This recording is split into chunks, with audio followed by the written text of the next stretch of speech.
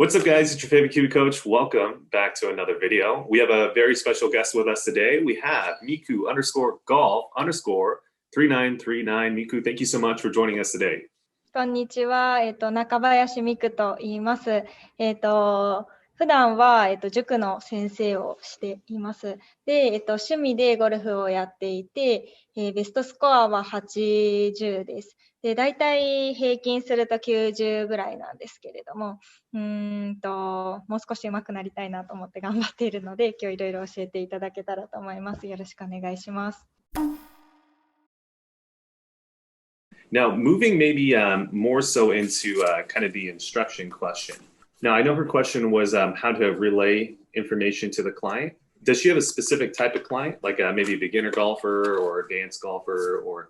では、ここで1個目のお悩みは解決ということで、2つ目の、お悩みに移っていくんですけど、レッスンをされている際に教え方だったり、生徒さんへの伝え方についてちょっと、ということだったんですけど、今、キュウコーチが言っていたのは、お客様の層としてはビギナーの方が多いや、例えばこのぐらいのスコアの方が多い、女性が多いとか何か特定な層なのでしょうかということなんですけど。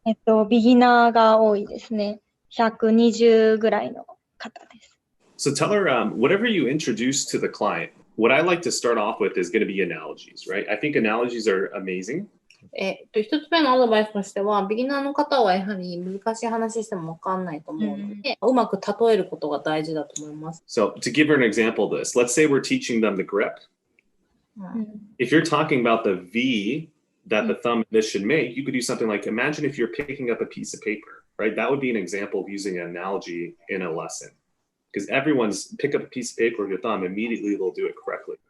もしグリップの教え方とか、よく親指と人差し指の間に V の字を作って、その V の字の向きがどこを向くようにってあるじゃないですか。でそれは、うまく作れない人とかもいると思うので、そういう時も分かりやすく、親指と人差し指の付け根でもし紙などを挟むときはどのようにしますかっていう風な表現とかすると分かりやすいので、例えて話すっていうのをその自分のボキャブラリーだったりレパートリーを増やすのが大事かなと思うです。Another one, let's say you're trying to teach them how to turn the wrist, supinate the wrist, turn a doorknob, right? Learn to turn a doorknob or turn the car engine on or something. Like those are great analogies to use in lessons for 他には、フェース閉じるときとかによく使うんですけども、左肘下の海外などを指導したいときは、そのように直接伝えても伝わらないと思うので、ドアノブを左手で掴んで、左に回すようにとか、そうと分かりやすいっていうのはあるかなと思うそうです。Now, the biggest key you got to go over when you're using these things is you're going to have to tell them that they have to do this. However, you also got to tell them that this might not necessarily be the exact amount you have to do it. So, for example, if they come to you and you're teaching them how to not steep in the club and you teach them how to shallow, but they come back too shallow, you need to tell them that in the first lesson that this could happen. And when it does, we'll come back and fix it. That's one of the most important parts to a lesson. はい。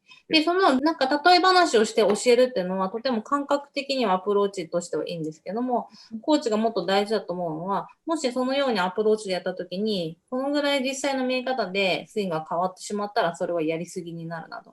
一番最初に説明したときに、その感覚だけの説明で終わらないように、実際にこのぐらいやってしまったらやりすぎになりますとか、そういう自分での測定の仕方もしっかり教えてあげることが大事ですと言ってます。And you might have to repeat it a bunch of times for the client because you want them to memorize that. Because if they don't get that, they might go and play bad and then think it's your fault and then go see another instructor. So one of the best things to keep your clients coming back is making sure that they know that. なので、やはりアドバイス、こういう感覚でっていうのだけでレッスンを終わらせると、うまくプレイできなかったり、それが影響してスイングが崩れてしまったりに、生徒さんはもう先生のところに戻ってこなくなってしまう。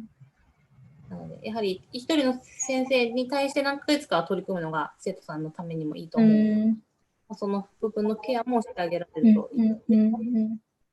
例えを使うっていうのと、どうしてそういうスイングをした方がいいのかっていう少し論理的な面と2つ必要っていう感じですかね。そうですね。Yeah. And then last but not least, it's all about the presentation. So make it like a show. Imagine yourself being like a TV show. It's a big part about golf lessons, right? One of my old mentors would always tell me that. It's like a TV show. So once you get that down, that also helps a lot. で、ゴルフレッスンは、プレゼンテーションみたいなものなので、で、マイコーチが昔、そのコーチングのテクニックとか教わってたメンターの先生からも、やはりテレビの番組だと思って、その自分はそこでプレゼンテーションをしているぐらいのつもりで、しっかり内容を組み立てて、生徒さんにお願いできるといいですね、ということ。Yeah. Those three principles. Yeah. Okay. Does you feel like that answered like pretty much most of the questions about that? 以上が、コーチからのそのティーチングの際のアドバイスになるそうなんですけど、大丈夫ですか？大丈夫です。Thank you very much. You're welcome. で、3つ目のお悩みがパターンについてだったと思うんです。これは特にどういうことを何か聞きたいとかはありますか？パター、そうですね。なんでうまくいかないのかあんまり分かってないですよね。ただ、なんか入れなきゃって思うと、なんかあんまりいろんなこと考えられなくなるというか、なんか頭真っ白になってパーンって打って、結果それが強かったのかとかが後から反省しにくいというか、その時打ってた感覚を毎回なんか忘れちゃうような感じで、なんか冷静に打ててない感じがして、どうマインドコントロールとかもしながら打っていけばいいのか聞きたいですね。I see. Okay. So one of the things I like to talk to my players about is creating kind of like a journal. Now in that journal, this is how I like to kind of teach them. So we start off with 3 different positions. So length of swing, right? 3 different lengths of swing. And then the second part, we start off with 2 different powers. So strong speed, slow speed in terms of the swing of the putter. What I would recommend her to do is when you hit a putt, journal down what position you try to do lengthwise and then what power you try to do. And then journal in the result. That's the start. The result is how far. How far it went. Yeah, exactly.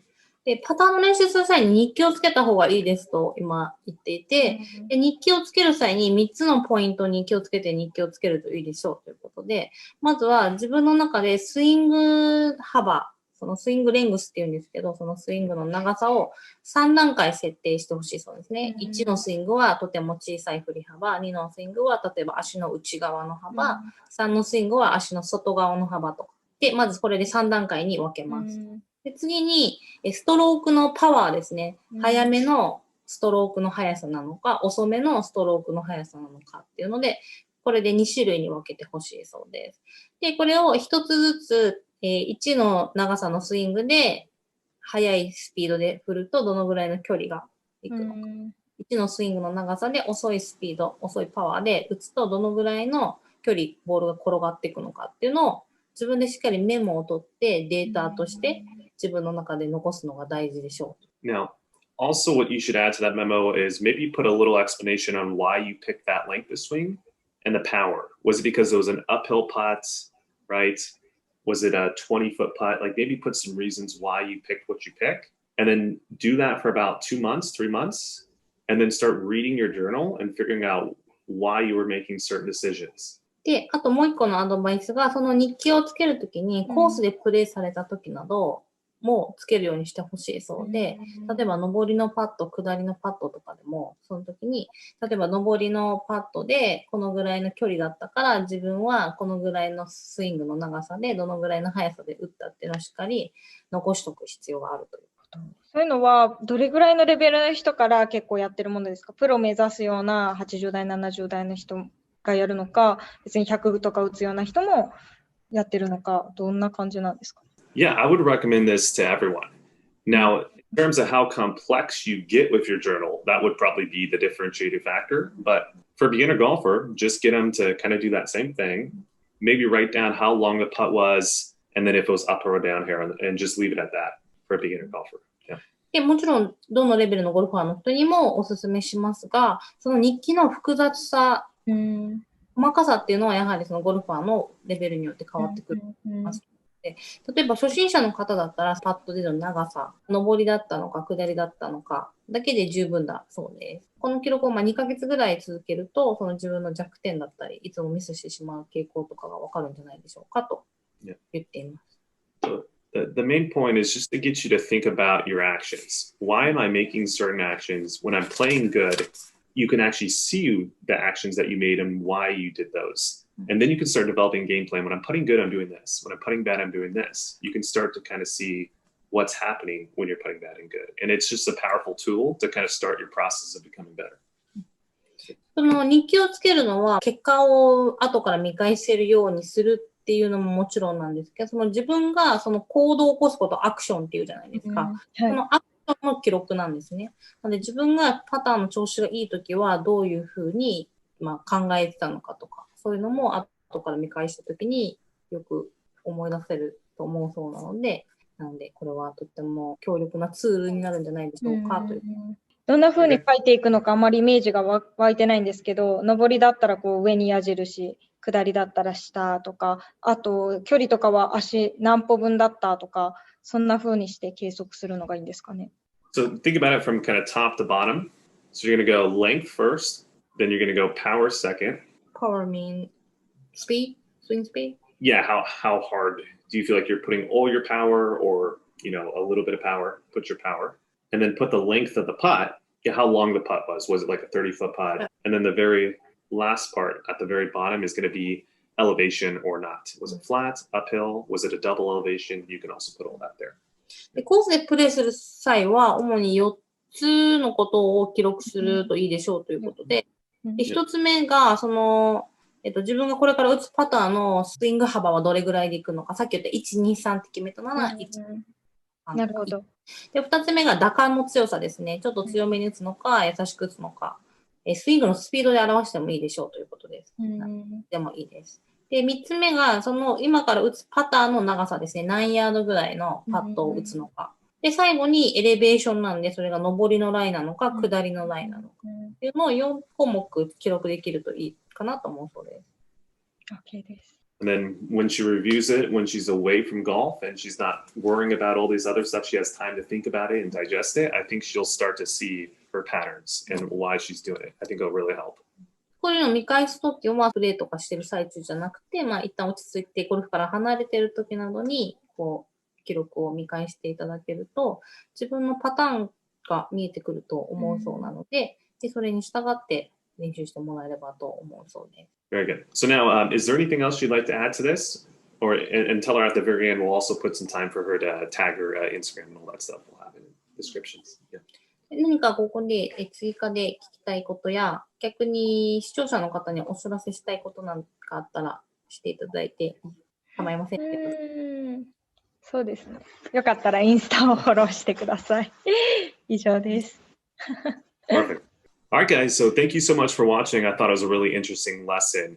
I'm going to let Miku_golf, I'm going to let her kind of give her Instagram handle as well as wrap it up. And again, thank you guys for watching. ありがとうございました。今日すごいスイングの、教えていただいて、なんか自分はボール真ん中に置きすぎだとか、右に流れすぎだって言われること多かったんですけれども、なんかそこもすごく肯定して捉えてくださったりだとか、私がこういう球を打ちたいから、その場合はなんかいいんじゃないかとか、女性だからなんかそのぐらい、移動してもすごくいいと思うっていうお話をいただけたのがすごく嬉しかったのと、アドバイスいただけた項目についても、いろいろ実践していきたいなと思いました。